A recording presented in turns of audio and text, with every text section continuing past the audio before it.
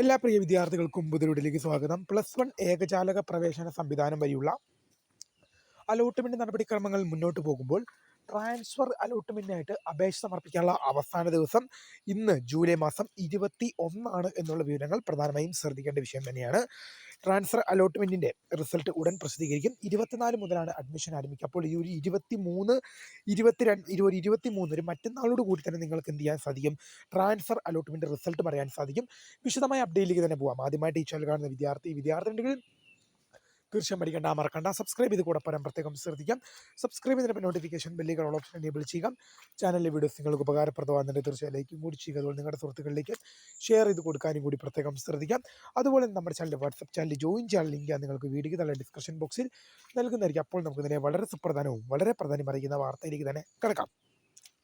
+1 ഏകജാലക പ്രവേശന സംവിധാനം വഴിയുള്ള അലോട്ട്മെന്റ് നടപടിക്രമങ്ങൾ മുന്നോട്ട് പോകുമ്പോൾ ട്രാൻസ്ഫർ അലോട്ട്മെന്റിന് അപേക്ഷിക്കാനുള്ള അവസാന ദിവസം ഇന്നാണ്. അതായത് ജൂലൈ മാസം 21 ഇന്നാണ് ട്രാൻസ്ഫർ അലോട്ട്മെന്റിനായിട്ട് അപേക്ഷ സമർപ്പിക്കാനുള്ള അവസാന ദിവസം എന്നുള്ളത് പ്രധാനമായും വിദ്യാർത്ഥിനികൾ ശ്രദ്ധ പതിപ്പിക്കേണ്ട ഒരു വിഷയം തന്നെയാണ്.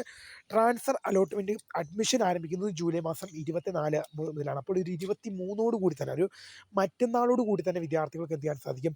ഈ ട്രാൻസ്ഫർ അലോട്ട്മെന്റ്, നിങ്ങൾ കൊടുത്ത ട്രാൻസ്ഫർ അലോട്ട്മെന്റ് റിസൾട്ട് നിങ്ങൾക്ക് അറിയാൻ സാധിക്കും എന്നുള്ളതാണ് ഏറ്റവും ഒരു വാസ്തവം എന്ന് പറയുന്നത്. അപ്പോൾ പ്രിയ വിദ്യാർത്ഥികൾ, ട്രാൻസ്ഫർ അലോട്ട്മെന്റ് കൊടുക്കുമ്പോൾ ഒരു കാര്യം പ്രധാനമായും ശ്രദ്ധിക്കേണ്ട, ട്രാൻസ്ഫർ കിട്ടിക്കഴിഞ്ഞാൽ നിങ്ങൾ ട്രാൻസ്ഫർ അലോട്ട്മെന്റ് കൊടുത്തതിന് ശേഷം ട്രാൻസ്ഫർ കിട്ടിക്കഴിഞ്ഞാൽ നിർബന്ധമായും നിങ്ങൾ പുതിയ സ്കൂളിലേക്കും പുതിയ കോഴ്സിലേക്കും മാറേണ്ടി വരും. അതിപ്പം ചുരുക്കി പറഞ്ഞ് ഇത്ര മാത്രമേ ഉള്ളൂ. ട്രാൻസ്ഫറിൽ നിങ്ങൾക്ക് പുതിയൊരു ഓപ്ഷൻ അലോട്ട്മെൻറ്റായി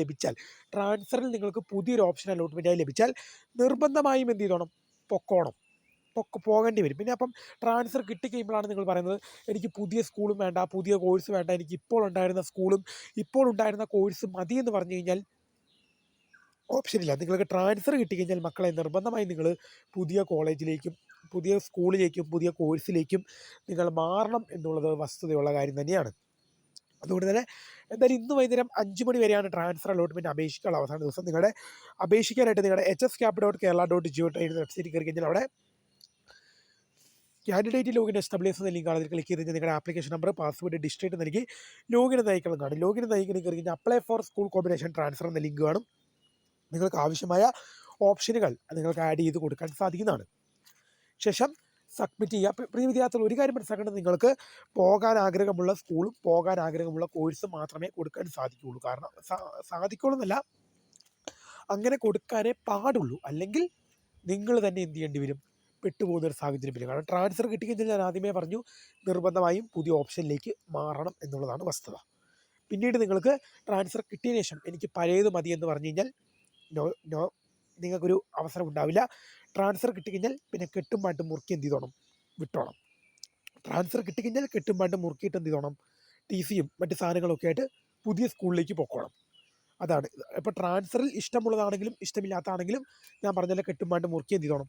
പൊക്കോണം. അതുകൊണ്ട് തന്നെ നിങ്ങൾക്ക് ഇഷ്ടമുള്ളത് മാത്രം കൊടുക്കുക. അപ്പോൾ വീഡിയോ ഇഷ്ടപ്പെട്ട ലൈക്ക് ചെയ്യുക, ഷെയർ, സബ്സ്ക്രൈബ് ചെയ്യുക. അപ്പോൾ my name is Krita, founder of Scribe for the career. Thanks for watching. By.